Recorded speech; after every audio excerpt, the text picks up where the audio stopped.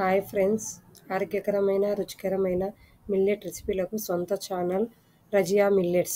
ఈరోజు కొర్రలతో చేసిన ఉప్మా ఎలా చేయాలనేది ప్రాసెస్ చూపించబోతున్నానండి. ఇది చాలా టేస్టీగా ఉంటుంది. ప్రాసెస్లోకి వెళ్ళి ఒక చిన్న గ్లాసు కొర్ర రవ్వ తీసుకున్నానండి. మెజర్మెంట్ కోసం ఒక గ్లాసులో చూపిస్తున్నానండి. ఒక ఆనియన్ తీసుకున్నానండి. తర్వాత 2 రెమ్మల కరివేపాకు, 4 పచ్చిమిర్చిని పొడుగుగా కోసాను. నెక్స్ట్ కొద్దిగా కొత్తిమీర తీసుకున్నాను గార్నిషింగ్కి. తర్వాత ఒక వెజిటేబుల్ బీట్రూట్ తీసుకున్నాను. దీనికి బదులుగా మీరు సొరకాయ, వేరే ఏదైనా వెజిటేబుల్ క్యారెట్ కానీ ఏదైనా వాడుకోవచ్చు. నేనైతే బీట్రూట్ వేస్తున్నాను. ఫస్ట్ స్టవ్ ఆన్ చేసుకొని కడాయి పెట్టి తర్వాత ఆయిల్ వేసుకోవాలి. ఆయిల్ కొద్దిగా వేడెక్కాక పోపు దినుసులు వేసుకోవాలి. జీలకర్ర, ఆవాలు, శనగపప్పు, మినపప్పు వేసుకున్నాను. తర్వాత కొద్దిగా వేడెక్కాక జీడిపప్పు వేసుకున్నాను. జీడిపప్పు ఆప్షనల్, మీ దగ్గర ఉంటే వేసుకోండి, లేకపోతే లేదు. ఇవి కొద్దిగా దూరగా వేగాక దీంట్లోకి పచ్చిమిర్చి వేసుకోవాలి. తర్వాత సన్నగా కట్ చేసుకున్న ఆనియన్ వేస్తున్నానండి. ఈ ఆనియన్స్ వేసి బాగా వేగించుకోవాలి.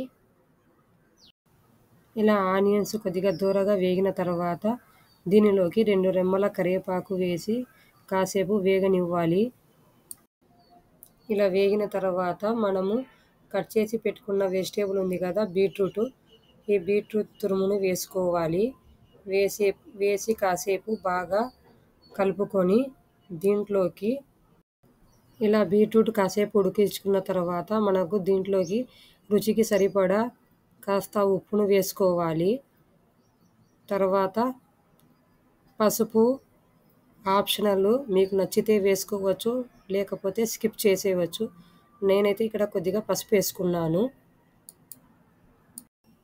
ఉప్పు పసుపు వేసుకున్న తర్వాత కాసేపు బాగా కలుపుకొని ఫ్లేమ్ని లో ఫ్లేమ్లోకి అడ్జస్ట్ చేసుకొని ఈ బీట్రూట్లోని పచ్చిదనం అంతా, పచ్చి వాసన అంతా పోయేంత వరకు మూత పెట్టి కాసేపు మగ్గనివ్వాలి. మధ్య మధ్యలో ఒక్కొక్కసారి చెక్ చేసుకోవాలి, లేకపోతే కింద అడుగు అంటుకుంటుంది. ఇలా ఉడికిందో లేదో అనేది చెక్ చేసుకున్న తర్వాత ఒక గ్లాసుకి 4 గ్లాసుల వాటరు ఎసరు తీసుకుంటున్నాను. ఇలా వాటర్ వేసుకున్న తర్వాత బాగా కలుపుకొని బాగా ఉడకనివ్వాలి.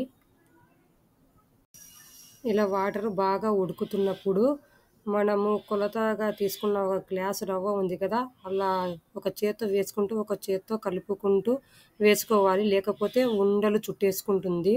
అలా మధ్య మధ్యలో కలుపుతూ సిమ్లో పెట్టుకున్నాం కదా, పెట్టుకొని బాగా కలుపుకుంటూనే ఉండాలి. కొద్దిగా వాటర్ అనేది కొద్దిగా తగ్గేంత వరకు ఇట్లా కలుపుకుంటూనే ఉండాలి. ఈ కొర్రలకు వాటర్ బాగా ఎక్కువగానే పడుతుంది. తక్కువ వేసుకుంటే ఈ కొర్రలు అనేవి సరిగా ఉడకవు. అందుకోసం వాటర్ ఎక్కువ వేసే ఉడికించుకోవాలి. ఇలా కొద్దిగా తగ్గిన తర్వాత మనము మూత పెట్టేసుకోవాలి. మధ్యలో ఒకసారి చెక్ చేసుకోవాలి, లేకపోతే కింద అడుగు అంటుకుంటుంది. మళ్ళీ ఇంకొకసారి చెక్ చేసి అడుగు అంటిందో లేదో ఒకసారి బాగా కలిపేసి మూత పెట్టేసుకోవాలి.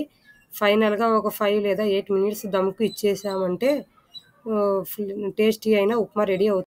ఫైనల్గా ఉప్మా రెడీ అయ్యింది. బాగా కలిపేసుకొని ఇలా లూజ్గా ఉంటే టేస్టీగా బాగా ఉంటుంది తినడానికి. దీనికి కాంబినేషన్గా పల్లీల చట్నీ కానీ, కొబ్బరి చట్నీ కానీ ఏదైనా కానీ తీసుకోవచ్చు.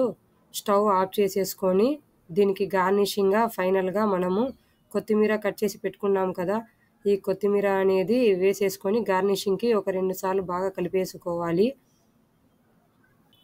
ఎంతో రుచిగా ఉండే కొర్రల ఉప్మా రెడీ అయ్యింది.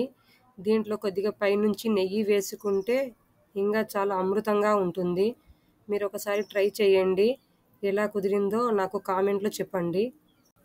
ఫైనల్గా ఉప్మా రెడీ అయ్యింది. ఎంతో టేస్టీ అండ్ ఆరోగ్యకరమైన. Thanks for watching my channel. Share and subscribe.